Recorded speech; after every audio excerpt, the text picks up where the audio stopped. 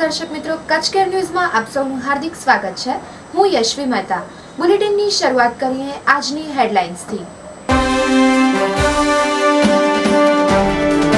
કચ્છના ધોરડો સ્થિત રણમાં મુખ્યમંત્રીએ કર્યો રણોત્સવનો પ્રારંભ. અગાઉ 3 દિવસ બેંક બંધ રહેતા પાછી પ્રજા થઈ રહી છે પરેશાન. માધાપર વિસ્તારના લોકો ઠેર ઠેર ગંદકીથી થઈ રહ્યા છે ત્રસ્ત. ગાંધીધામ ભુજના ઘરફોડ ચોરીના બનાવોમાં રૂપિયા 2 લાખનો મુદ્દામાલ કરાયો કબજે. ધારાસભ્યોના ખાતમુહૂર્ત બાદ કામ ન કરાતા ગાંધીધામના રહેવાસીઓએ ઠાલવ્યો આક્રોશ.